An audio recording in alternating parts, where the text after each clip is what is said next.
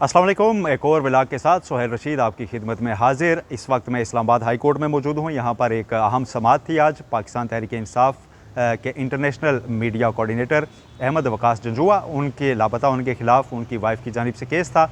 अदालत ने आज वक्त दिया था 12 बजे तक कि उनको पेश किया जाए। उससे पहले उनको इंसदाद दहशतगर्दी की अदालत में पेश कर दिया गया। लेकिन आज की इस वीडियो में हम जो आपके सामने बात रखेंगे मुकम्मल, वो ये है कि आखिर इंटरनेशनल मीडिया या पीटीआई के डिजिटल मीडिया के ख़िलाफ़ ये क्रैकडाउन क्यों हो रहा है और इसके पीछे एक कॉन्स्पिरेसी थ्योरी क्या है, और डिजिटल मीडिया के जो अपने लोग हैं पीटीआई के, वो क्या सोच रहे हैं और एक दूसरे को ब्लेम क्यों कर रहे हैं। एक तो ये बात आपके सामने रखेंगे, दूसरी आपके सामने हम सूरत हाल रखेंगे कि आज अडयाला जेल में क्या हुआ। एक तो जिस्मानी रिमांड में तोसी की आपको मैं खबर दे देता हूँ। इमरान खान और बुशरा बीबी का 7 दिन का मजीद जिस्मानी रिमांड हो गया तोशाखाना के नए केस में। लेकिन इसके साथ अलकादर ट्रस्ट केस की समाअत भी, जिसमें परवेज़ खटक और जुबैदा जलाल के बयानात पर जरा मुकम्मल हुई।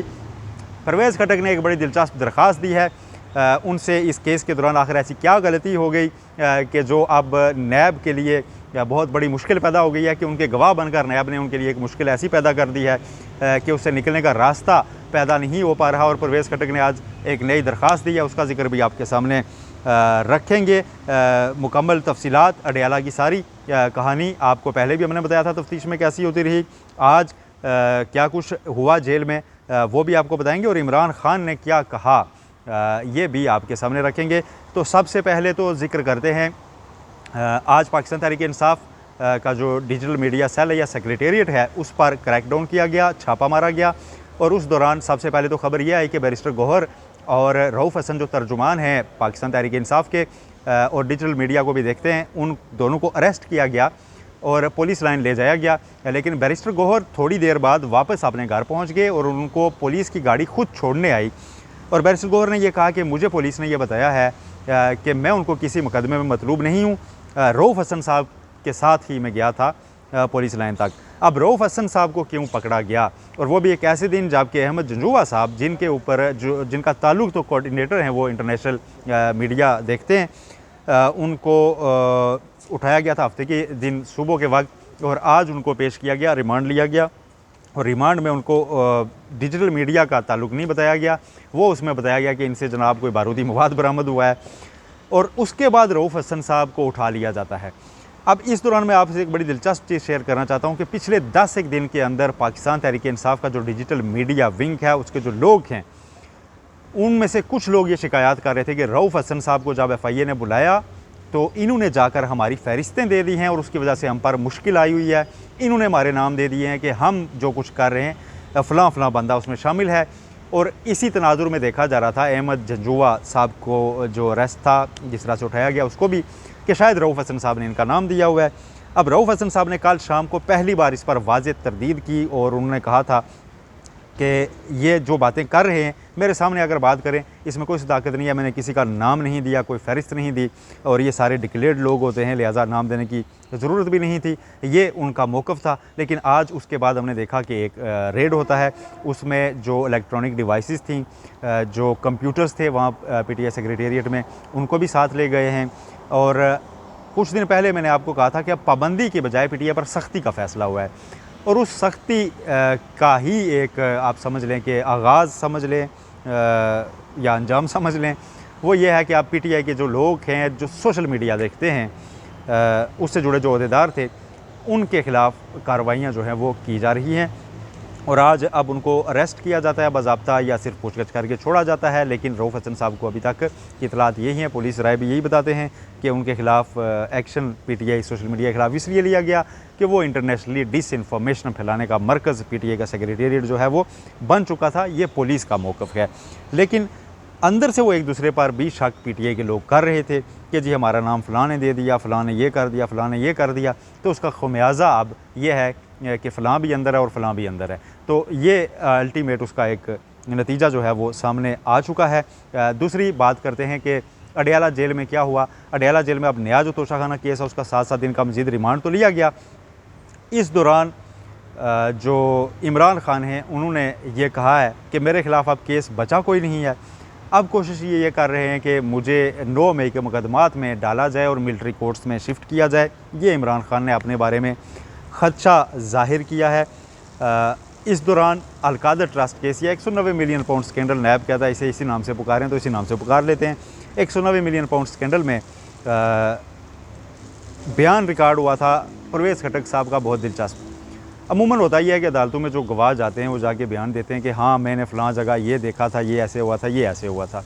अब इसमें परवेज़ खटक साहब का बयान ये बनता था, अगर नैब के गवाह वो बन गए थे तो वो जाके कहते जी कि हाँ मैं दिसंबर 2019 की उस मीटिंग में मौजूद था जब एक बंद लिफाफा मंजूरी दी गई और पैसे मलिक रियाज के खाते में डाल दिए गए, या जो भी उनका मौक़िफ़ है। उन्होंने बयान ये दिया था और उसकी मैंने एक ट्वीट में निशानदेही भी की थी कि इनसे गलती हो गई है। 11 जुलाई को मैंने वो ट्वीट भी किया था। इन्होंने कहा जी कि मुझे तफ्तीशी नैब के ने बुलाया और नैब के तफ्तीशी ने बताया कि एक डॉक्यूमेंट ऐसे था, नैब के तफ्तीशी ने बताया कि ऐसा था। इन्होंने सारा खाता नैब के तफ्तीशी पे डाल दिया था और अपने बयान में वो इमरान खान का नाम लेना भी भूल गए थे। नैब ने उनका 161 का बयान लगा रखा था जी कि इमरान खान की माँ पर ये सब कुछ हुआ। परवेज़ खटक ने अदालत में जो बयान दिया उसमें उन्होंने ये बात नहीं की थी। आज उन पर जरा मुकम्मल हुई तो उन्होंने अदालत से कहा जी कि मैं एक दरख्वास्त देना चाहता हूँ कि मैंने जो बयान दिया था अपना, मैं उसमें तरमीम करना चाहता हूँ। अब ये एक नई तरह की चीज़ है कि गवाह जो बयान अदालत के सामने दे चुका है कहता है वो ठीक नहीं है, अब मैं नया बयान देना चाहता हूँ तो वो मुझसे ले लें। और नया बयान क्या देना है जी कि इमरान खान का नाम उसमें डालना है कि सब कुछ इनकी माँ पे किया गया। अब जब इस तरह की चीज़ किसी ट्रायल में हो जाए तो वो फिर मुलज़म की फेवर में चली जाती है, यानी ये इमरान खान की फेवर में चली गई कि गवाह सोच समझ के आके अपने बयान बदल रहा है। तो यूँ परवेज़ खटक और ज़ुबैदा जलाल ये दो ही काबीना के गवाहान थे जो बने थे इमरान खान के ख़िलाफ़। MQM का कोई बंदा नहीं बना था। नदीम अफजल चंद साहब का नाम नैब ने लिखा था। नदीम अफजल चंद ने उसी शाम ऐलान किया था, मैंने जब ये खबर ब्रेक की कि उनको नैब ने गवाह बनाया है, नदीम अफजल चंद साहब ने फौरी रिस्पांस किया था और उन्होंने कहा था कि मैं किसी सियासतदान के ख़िलाफ़ गवाह नहीं बनूँगा, मैं जिनका मानने वाला हूँ मौला अली का उन्होंने इशारा किया, मैं ऐसा कर भी नहीं सकता, सोच भी नहीं सकता। मैंने उनकी पार्टी उनके दौर हुकूमत में छोड़ी थी लेकिन गवाह मैं उनके ख़िलाफ़ नहीं बनने वाला। तो पूरी काबीना को शामिल तफ्तीश किया गया था, फ़रोग नसीम सब, उनमें से कोई गवाह नहीं बना। गवाह बने थे परवेज़ खटक और ज़ुबैदा जलाल साहब, यानी काबीना के दो ही विटनेस थे। उनमें से परवेज़ खटक ने अपना बयान ये कहकर ख़राब कर दिया कि जी मुझे तो तफ्तीशी ने ये सब बताया था और इमरान खान का नाम लेना भी भूल गए। अब दूसरे मरहले में जाके वो उसको ठीक करवाना चाहते हैं तो अदालत ने कहा कि ठीक है आप दरख्वास्त दे दें, हम देख लेते हैं। अब जिस केस में उनका रिमांड हुआ है मज़ीद इमरान खान और बुशरा बीबी का, उसको उन्होंने चैलेंज भी किया हुआ है इस्लामाबाद हाई कोर्ट में। आज उस पर भी समाअत हुई है। चीफ जस्टिस आमिर फ़ारूक साहब की सरबराही में बेंच ने समाअत की। 12:30 बजे ये समाअत हुई थी। उस पर एतराज़ लगा हुआ था, कुछ रजिस्ट्रार ऑफिस के एतराज़ात थे कि ये दरख्वास्त ठीक नहीं। वो एतराज़ात दूर कर दिए अदालत ने और जुमेरात को उसको फ़िक्स किया है दोबारा कि जुमेरात के रोज़ उसकी हम बाकायदा समाअत करेंगे। अहमद जंजुआ साहब का केस यहाँ से डिस्पोज ऑफ हो गया है। अब वो अलग रिमांड पर हैं कि जी उनसे असलहा बरामद हुआ है।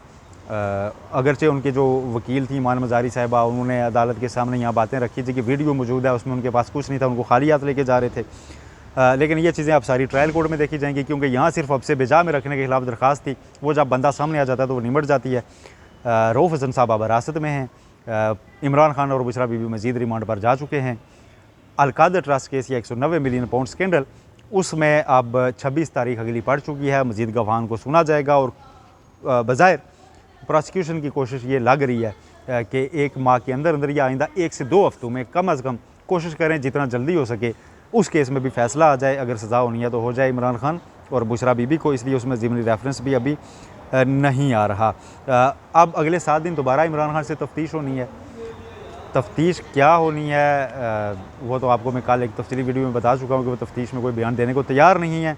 शायद इसी वजह से आज पिछली तफ्तीश जो अब तक हुई थी और उसमें जो अदम ताउन था वो सारी रिपोर्ट अदालत के सामने रख के उन्होंने मज़ीद 7 दिन का टाइम ले लिया रिमांड का।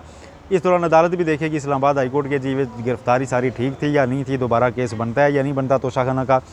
ये सारी आज की अब तक की अपडेट्स थी। मज़ीद अपडेट्स भी आपके सामने इमरान खान की गुफ्तगू से मुतल्लिक कि उन्होंने आज क्या कुछ कहा उसके लिए मैं चेक कर रहा हूँ सारी डिटेल्स, वो भी आपके सामने हुई तो वो भी रखी जाएंगी। और आज शाम तक कुछ मज़ीद ऐसी इंपॉर्टेंट हैपनिंग्स भी मतवक्के हैं। मुमकिन है PTI बतौर पार्टी रेफरेंस दायर करे इलेक्शन कमीशन के ख़िलाफ़। अभी तक आज उनकी जानिब से कोई आया नहीं क्योंकि उनके खिलाफ़ एक क्रैकडाउन स्टार्ट हो चुका है नया। तो बैरिस्टर अली ज़फ़र ने आना था, सुना यही था, लेकिन वो आज तक अदालत में नहीं आए, सुप्रीम जुडिशल कौंसिल नहीं आए अपना रेफरेंस लेके। अलीम आदिल शेख साहब का रेफरेंस या शिकायत इलेक्शन कमीशन के खिलाफ आ चुकी हुई है। मज़ीद अगर कोई इस पर पेशरफ्त होती है सारे मामलात पर वो भी आपके सामने रखेंगे। तब तक अपना बहुत ख्याल रखिएगा। अल्लाह हाफ़िज़।